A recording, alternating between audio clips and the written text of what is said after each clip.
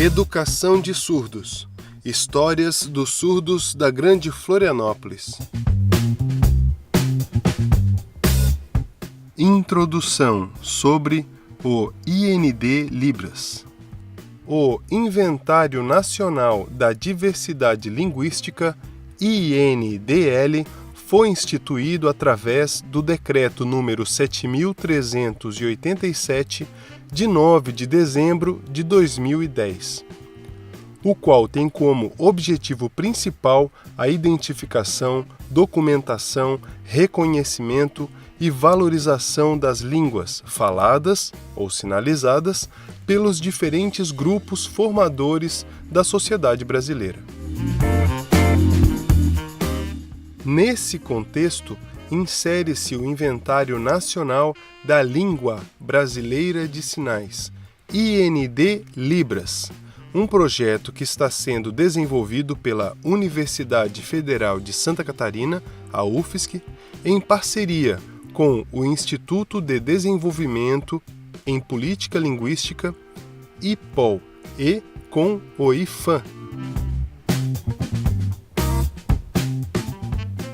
Entrevistas com surdos da Grande Florianópolis. Segundo o Guia de Pesquisa e Documentação no volume 1, a entrevista caracteriza-se por ser uma técnica que propicia uma maior interação do pesquisador com o pesquisado.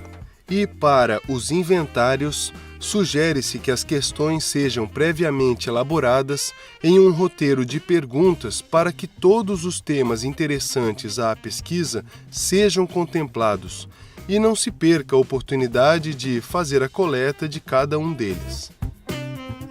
Nesse sentido, o roteiro elaborado para a entrevista buscou abordar questões relacionadas à aquisição da linguagem, aprendizagem da língua portuguesa como segunda língua, contextos de aprendizagem, atitudes linguísticas como, por exemplo, qual a importância que a pessoa atribui a Libras, e também um espaço para falar sobre a história de vida.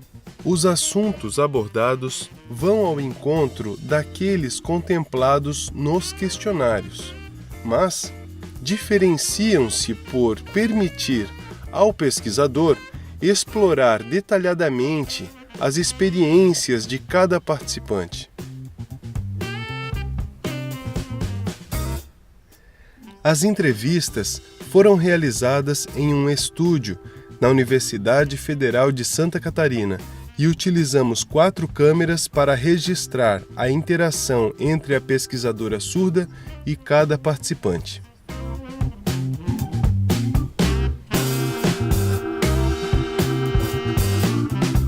Essa estrutura é fundamental para garantir uma gravação adequada que considere todas as perspectivas da sinalização, haja vista que a língua brasileira de sinais se apresenta em uma modalidade visual-espacial.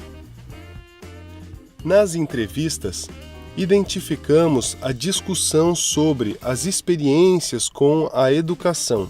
Selecionamos trechos que representam as experiências em diferentes contextos educacionais, especialmente a escola inclusiva, com ou sem intérprete, e a escola ou salas de surdos com a proposta bilíngue. Apresentamos agora esses trechos. Educação. Eu cresci na educação bilíngue com ouvintes, mas não aprendi nada ou não aprendi bem. Eu sentava do lado de alguém e ficava copiando para entregar o trabalho sem entender aquilo que eu escrevia. Eu não conheço muito bem o português, mas tinha outra sala onde eu adquiri a língua de sinais, que era uma sala bilíngue. Lá eu aprendi muito mais do que naquela onde eu não sabia o que escrevia. E a professora, que era ouvinte, ela ficava lá, calada, não me ensinou nada de matemática, na dica de nada. E eu sentava do lado de um menino e ficava copiando, a atividade de matemática. Copiava e a professora me deixava quieto lá, ano após ano, sem aprender nada, não me ensinou nada de matemática, Nada. E aí tinha minha mãe, né, que eu mostrava o que eu aprendia na escola e dizia para ela que eu não sabia. A sala dos ouvintes era em outro prédio. A gente tinha uma sala só de surdos. Eu já era grande, mas me sentia uma criança. Eu tinha vergonha. A gente precisava estudar mais, porque do jeito que a gente estudava, a professora mandava fazer coisas muito simples. A gente não aprendia a escrever. Eram só letras, palavras, como casa, alguma coisa de matemática. Era fraco. Acesso a Libras. Não, nada. Eles mandavam a gente só oralizar. Eu tinha mais ou menos 7, 8 ou 6 anos de idade. A gente só brincava. Não aprendia nada. Não tinha brincadeira com língua de sinais. Nós não aprendemos nada. Eles proibiam a gente de sinalizar. A gente tinha que cruzar os braços e usar a boca, oralizar e fazer terapia de fala, que era muito sofrido. Eu comecei com 7 anos de idade, no momento em que eu entrei na escola e comecei a interagir com as crianças surdas. A minha aquisição da língua de sinais foi muito fácil, os meus olhos brilhavam de felicidade. E eu entendia e refletia claramente sobre tudo aquilo que eu absorvia. Eram imagens, sentimentos, formas. Então, desde o prezinho, eu tive pouco acesso à língua de sinais em sala de aula. Só depois que eu tive o atendimento de um intérprete, e aí pela sinalização dele eu fiquei curioso e fui perguntando os sinais, que eu tive mais contato, mas antes não. Eu tinha muito interesse, eu gostava. Eu comecei a aprender os sinais, um de cada vez, e me vi sinalizando, e fui aprendendo, me desenvolvendo. Foi muito melhor. Na primeira era uma professora, na segunda, na terceira, quarta série também. E nenhuma delas sabia língua de sinais, nada. Nos livros não tinha nada de língua de sinais, não. Imagem com sinal, não tinha. O professor não sabia nada de língua de sinais, era tudo na base da oralização, não podia sinalizar, eles batiam na nossa mão. Eu precisava ter aprendido mais rápido a língua de sinais. Eu precisava ter sido mais estimulada. Representação do português. Nada! A professora não me ensinava nada, eu copiava na primeira, na segunda eu copiava, na terceira série eu copiava, na quarta série eu copiava. Português para mim é muito difícil, não me ensinaram nada. Não aprendi, eu vivia sozinho. Só poucas palavras, só um pouquinho. Eu já esqueci aquilo que estudei, porque faz tempo que eu parei. Português, para mim, mais ou menos, porque depende, tem também o português escrito, oral. Para falar, às vezes é tranquilo, dependendo do lugar, uma comunicação mais simples, básica, dá para entender, eu até consigo, mas às vezes eu não conheço muitas palavras, muitos termos que eles usam e aí eu não consigo entender. A escrever ajuda a gente a se comunicar na sociedade, a gente precisa aprender. Tá, aí eu aprendi a língua de sinais e a minha mãe, que também é professora, ela me ensinava o português ao mesmo tempo. Então lá em casa sempre tinha etiquetas espalhadas nos objetos com o nome das coisas em português. Primeiro língua de sinais, mas também o português. Quero ser bilíngue, eu preciso.